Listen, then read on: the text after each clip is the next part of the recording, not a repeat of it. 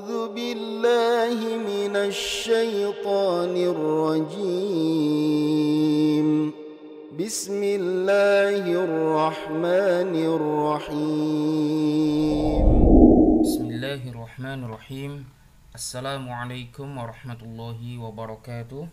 Sahabat Quran yang dimuliakan Allah Subhanahu wa taala, kembali kita akan belajar tentang mat. Pada kesempatan kali ini kita akan membahas yaitu pembagian dari mat far'i.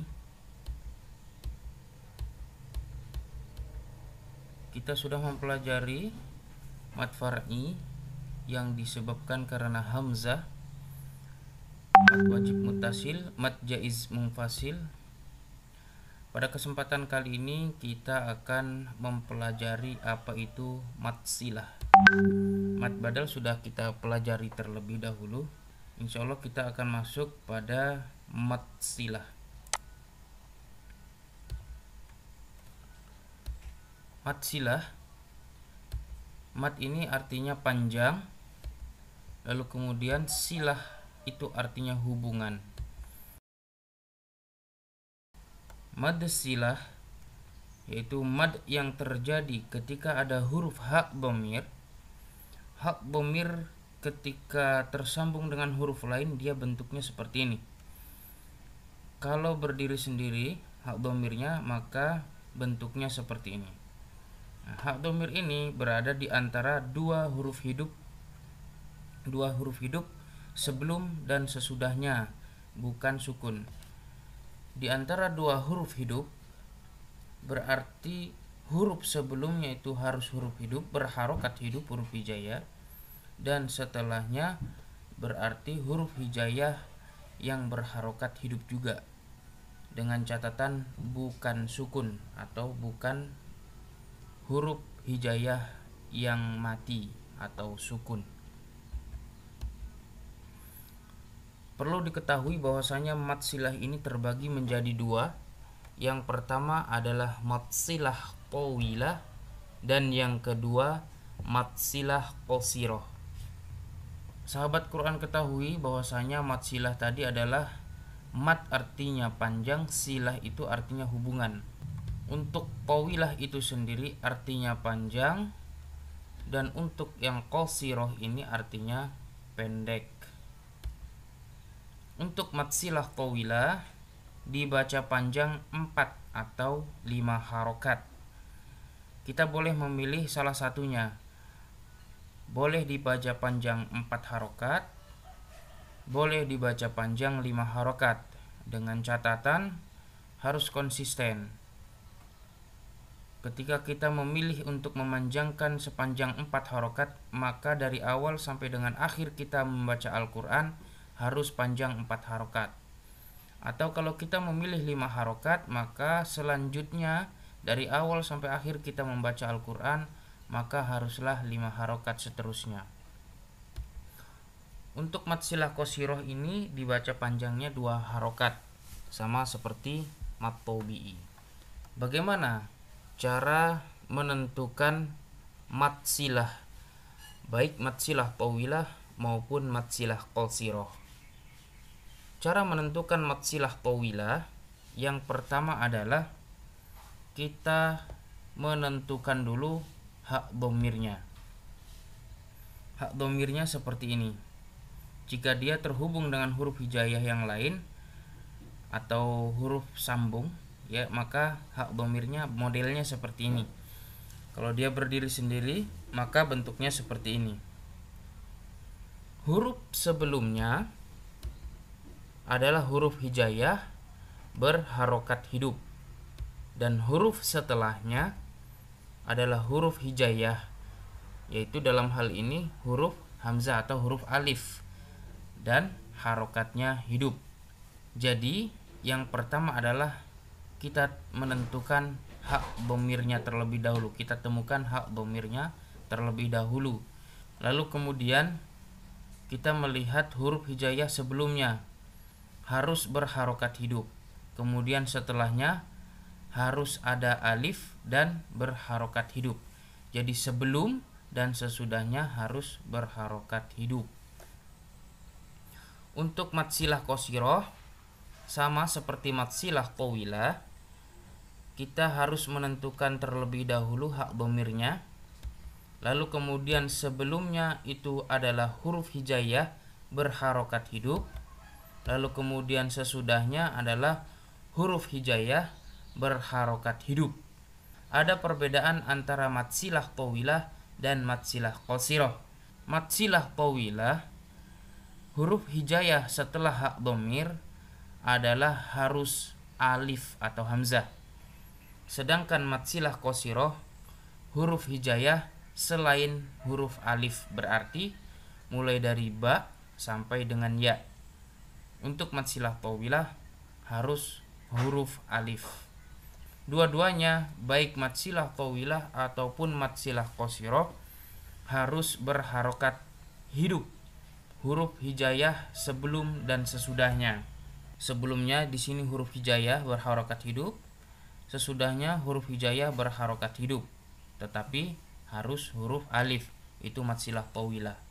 Kemudian mad silah qasirah, huruf hijaiyah berharokat hidup. Kemudian sesudahnya huruf hijaiyah berharokat hidup. Mad silah tawilah maupun mad silah qasirah, sesudahnya ataupun setelahnya hak dhamir itu harus berharokat hidup. Ketika kita menemukan hak dhamir, lalu kemudian huruf hijaiyah sebelumnya, baik mad silah qasirah ataupun mad silah tawilah, huruf sebelumnya itu huruf hijaiyah namun harokatnya mati. Di sini juga harokatnya mati, baik mad silah tawilah ataupun mad silah qasirah, maka dia tidak termasuk dalam kategori mad silah. Yang masuk dalam kategori mad silah adalah ketika huruf hijaiyah sebelum hak dhamir itu berharokat hidup. Selanjutnya, huruf hijaiyah setelah hak dhamir harus berharokat hidup. Untuk mad silah tawilah, huruf hijaiyahnya adalah alif, syaratnya berharokat hidup. Untuk mad silah qasirah, huruf hijaiyahnya mulai dari ba sampai dengan ya dengan syarat berharokat hidup. Jadi dua-duanya, huruf hijaiyah sebelum dan sesudahnya haruslah berharokat hidup, baik itu fathah, kasroh ataupun dhammah. Untuk lebih jelasnya kita lihat contoh. Indahu illa biidnih. Langkah yang pertama dalam menentukan mad silah ini adalah kita mencari terlebih dahulu hak dhamirnya, baik hak dhamir yang tersambung dengan huruf lain seperti ini maupun hak dhamir yang tidak tersambung atau berdiri sendiri. Di sini ada hak dhamir yang tidak tersambung dengan huruf lain. Ini adalah langkah pertama dalam menentukan mad silah. Lalu kemudian langkah yang kedua adalah melihat huruf hijaiyah sebelumnya. Huruf hijaiyah sebelumnya haruslah berharokat hidup, baik itu fathah seperti ini, kasroh maupun dhammah. Dalam hal ini kita menemukan huruf hijaiyah berupa dal berharokat hidup, yaitu harokatnya adalah fathah.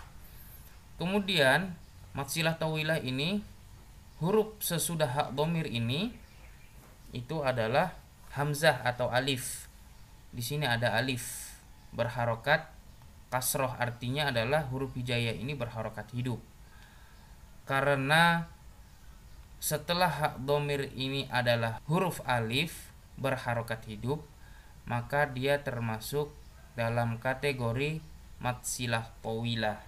Contoh selanjutnya, ilmihi illa bima syaa. Di sini tertulis hanya sampai dengan illa. Ilmihi illa. Langkah pertama yang kita ambil adalah menentukan hak dhamirnya. Di sini ada hak dhamir, ya, huruf hak tersambung dengan huruf hijaiyah lainnya. Dia bentuknya seperti ini. Lalu kemudian huruf hijaiyah sebelumnya adalah huruf mim. Dia harus berharokat hidup. Di sini ada huruf mim berharokat kasroh. Lalu kemudian setelahnya di sini ada huruf alif berharokat kasroh. Artinya di sini adalah ada huruf hijaiyah berupa alif berharokat hidup. Dengan adanya 3 kategori ini, maka dia termasuk dalam mad silah tawilah. Selanjutnya kita lihat contoh mad silah qasirah. La ta'khuduhu sinatu wala naum. Masih dalam ayat kursi di dalam Al-Quran surah Al-Baqarah ayat 255. La ta'khuduhu sinatun. La ta'khuduhu. Di sini ada hak dhamir. Hu-nya ini dibaca panjang 2 harokat. La ta'khuduhu sinatun. Langkah pertama adalah kita menentukan hak dhamirnya. Di sini ada hak dhamir hu. Huruf sebelumnya adalah huruf hijaiyah dan syaratnya harus berharokat hidup. Kalau dia sukun maka tidak termasuk dalam kategori mad silah. Harus berharokat hidup. Di sini ada huruf dzal, huruf hijaiyah, huruf dzal berharokat dhammah, artinya dia harokatnya hidup. Kemudian setelahnya ada huruf hijaiyah, harokat hidup. Huruf hijaiyah selain huruf alif.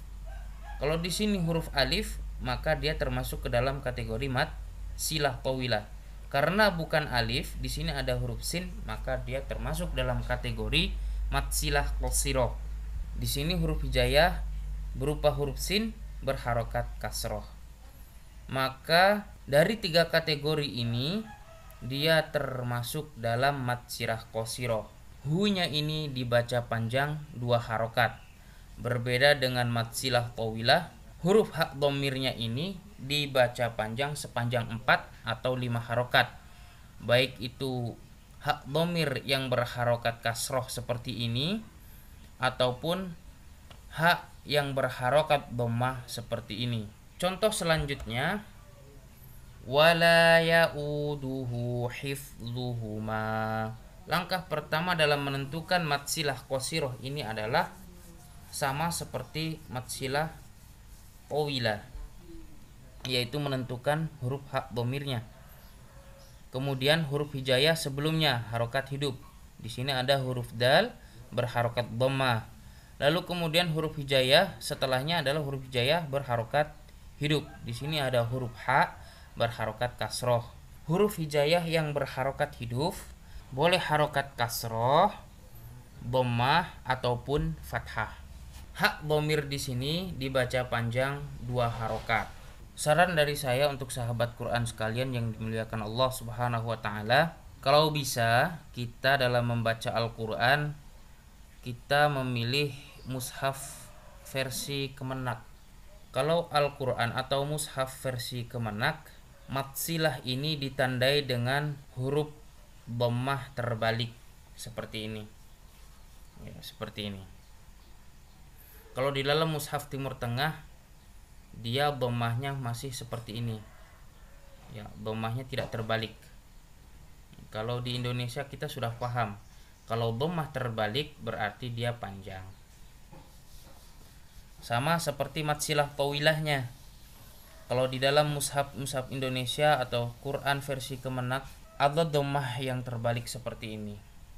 Nah, bedanya antara mad silah tawilah dan qasirah ini, kalau mad silah tawilah versi Kemenak ada tanda bendera di atasnya, artinya panjangnya lebih dari 2 harokat. Kalau mushaf Timur Tengah harokatnya normal, tidak terbalik seperti ini. Dhammahnya sama seperti dhammah yang lainnya, masih dhammah normal, tidak dhammah dalam keadaan terbalik seperti ini. Sehingga bagi orang awam yang membacanya maka akan rentan dengan kesalahan.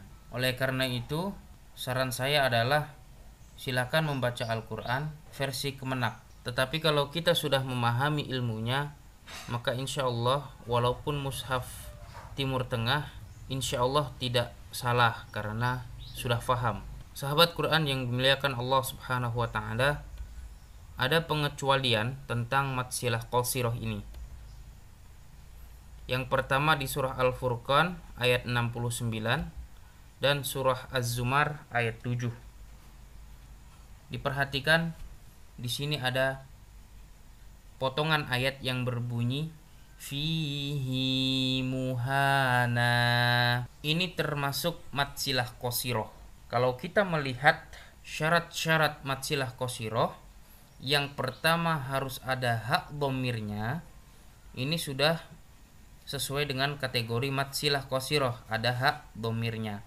Kemudian ada ya-nya, tetapi di sini ya-nya mati.